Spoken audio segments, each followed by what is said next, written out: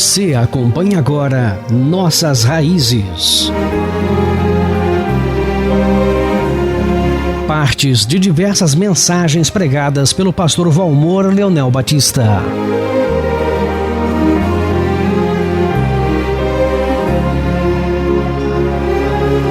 2 Coríntios capítulo 4, versículos 7 a 15 está escrito: Temos, porém, este tesouro em vasos de barro, para que a excelência do poder seja de Deus e não de nós, e em tudo somos atribulados, porém não angustiados, pasmados ou perplexos, porém não desanimados, perseguidos, porém não desamparados, abatidos, porém não destruídos. No entanto, levamos sempre no corpo o morrer de Cristo Jesus, para que também a sua vida se manifeste em nosso corpo. Porque nós que vivemos somos sempre entregues à morte por causa de Jesus, para que também a vida de Jesus se manifeste em nossa carne mortal. De modo que se em nós opera a morte, em vós a vida. Tendo, porém, o mesmo espírito da fé, como está escrito: Eu criei, por isso é que falei.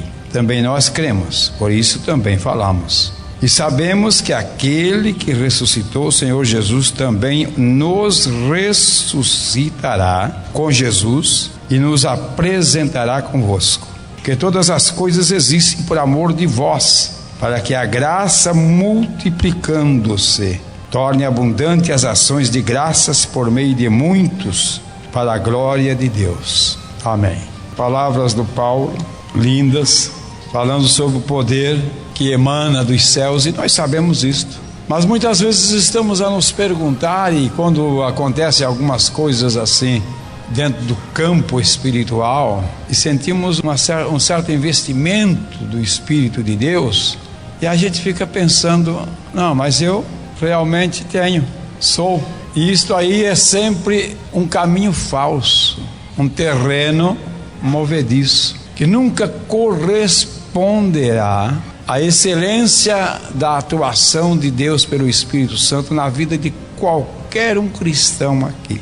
Na realidade, nós somos levados a olhar para as pessoas e dar a nossa apreciação de valor.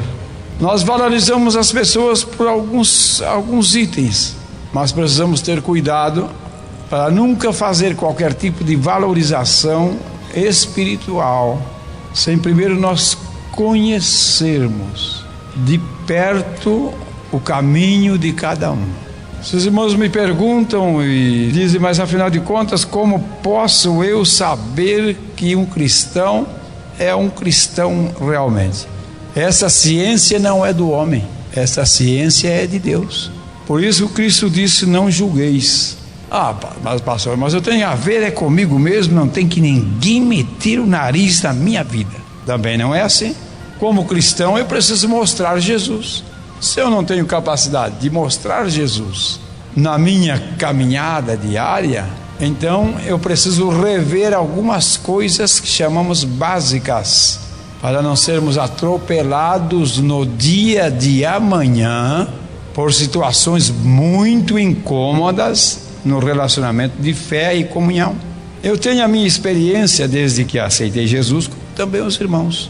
Aqui nós temos irmãos, não muitos anos, eles aceitaram Jesus, e quem sabe nem um ano, estão plantados na casa do Senhor. Mas a nossa compreensão da espiritualidade depende da ação do Espírito Santo, mas também depende um pouquinho da nossa compreensão. É aquele tipo de crente que os irmãos já presenciaram, e ainda quem sabe existe em algum lugar, e faz uma fanfarra quando existe um mover de Deus. E por que não dar glória a Deus, aleluia? Precisa fazer, mas não precisa fazer um peãozinho. Geralmente as pessoas que têm uma vida cristã, eles se sentem como um vaso nas mãos do Senhor. Não é aquele que pensa assim: eu vou, na realidade eu faço isso, eu faço aquilo outro. Não, ele diz: se o Senhor estiver comigo, se a boa mão do Senhor me tocar, eu quero ficar na presença do Senhor e quero ser orientado por Ele. Então daí nós acertamos o passo. Sim, pastor, mas então eu vou viver uma vida fria? Não, senhor, orando a Deus, enfim. E o apóstolo aqui disse: nós temos esse tesouro em vasos de barro, para que a excelência do poder seja de Deus e não de nós, vasos de barro. E aqui eu deixo esta palavra: quando nós estamos no mundo, ou quando estávamos, aliás, no mundo, no sentido do pecado, sem conhecer Jesus, nós tínhamos um outro critério.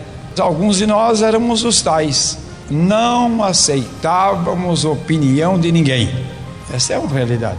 Mas depois que abraçamos Jesus como Salvador, daí mudou a coisa. É só Jesus. Como é que é Jesus? Qual é o teu pensamento a respeito desse Jesus? Se Ele quiser, se Ele puder, se Ele assim determinar. Eu tenho pensado que nós nunca deveríamos sair de casa. Vamos admitir que tem 2 ou 3 ou 4 ou 5 componentes do lar, e um deles vai fazer uma viagem, vai para o serviço. Nós nunca deveríamos sair de casa sem que primeiro se reunisse e orasse ao Senhor: Senhor, a tua vontade, Senhor, a tua proteção. Senhor, eu quero ser bem sucedido, eu quero ser um vaso que sou frágil, eu não tenho de maneira nenhuma capacidade, é um vaso de barro, mas eu quero ser uma bênção nas tuas mãos. Se este temor envolver nossa vida diária e nós procedermos exatamente assim, sabe o que é que acontece? As coisas melhorarão sensivelmente.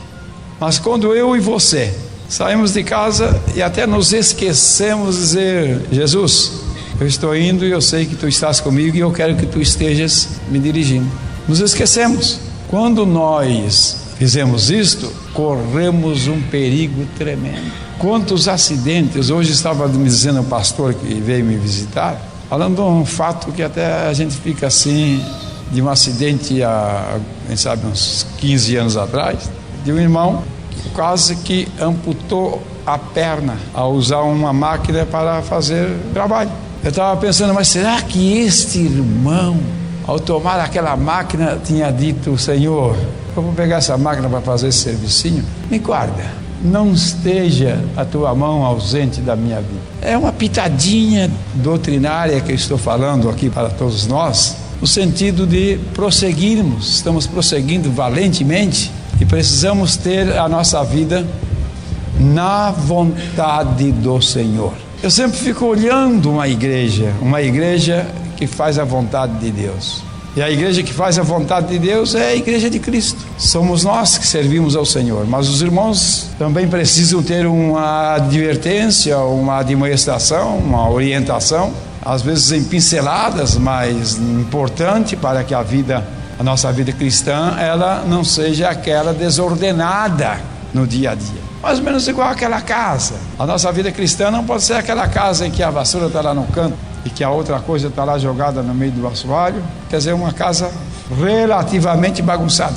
Não, a nossa casa espiritual tem que estar na presença do Senhor, dizendo: Deus, eu quero te servir com um coração sincero e fiel, e quero sempre ter na minha mente como testeira que nada posso se tu não fizeres, aleluia, exercer a tua vontade na minha vida. Por isso Paulo aqui falou: em tudo somos atribulados, mas não angustiados. Ficamos até de boca aberta, perplexos, mas não ficamos desanimados, até perseguidos. No entanto, não somos desamparados. Vocês se recordam? Eu só vou citar o texto deste versículo: perseguidos, mas não desamparados. O que significa?